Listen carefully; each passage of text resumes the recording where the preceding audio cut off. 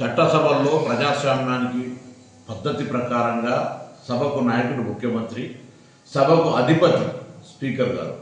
అటువంటి స్పీకర్ గారిని పట్టుకొని సభకు నీ ఒక్కడిది కాదు అనేటువంటి మాట్లాడడం అనేటువంటిది ప్రజాస్వామ్యానికి వ్యతిరేకం.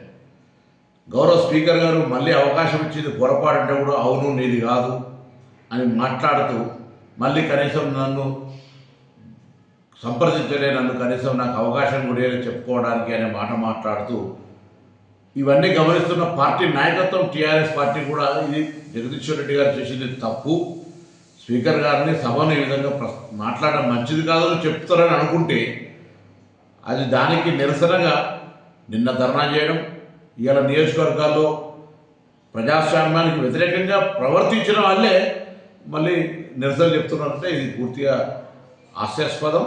ఇది వాళ్ళకు కనీస జ్ఞానం రావాలి. ప్రజాస్వామ్య విలువలను కాపాడడానికి సభలో ఏ విధంగా ఉండాలి, సభా వేదికల్లో ఏ విధంగా ప్రవర్తించాలో తెలిసి కూడా ఈ విధంగా చేస్తున్నారంటే ఇది ఉద్దేశపూర్వకంగా చేస్తున్నారు. ఇది ప్రజలు గమనించాలని కోరుతాను. సభలకు కొన్ని సాంప్రదాయాలు పద్ధతులు ఉంటాయి. ఉదాహరణకు అబద్ధం అని అనడానికి కూడా వీల్లేదు. అది ఆ మాటను మనం సత్యదూరం అనాలి.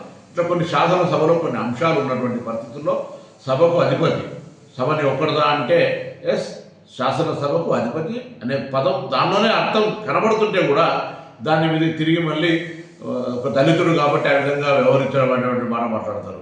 ఇదే టీఆర్ఎస్ నాయకత్వం అడుగుతా ఉన్న గతంలో చిన్న శాసన మండలి చైర్మన్కి సంబంధించిన అంశం మీద ఏదో కాగితం పారేసిరని చెప్పి మీరు ఇద్దరు సభ్యులను మొత్తం సభ నుంచి కంప్లీట్గా తొలగించినారు, బర్తరఫ్ చేశారు. ఇది మర్చిపోయిన ప్రజాస్వామ్యంలో. అందుకే మళ్ళీ చెప్తా ఉన్నా, ఇటువంటి మాటలు వద్దు, ఇటువంటి నిరసనలు ప్రజాస్వామ్యానికి మంచిది కాదు. టీఆర్ఎస్ పార్టీ నాయకత్వం గమనించాలని కోరుతున్నాను.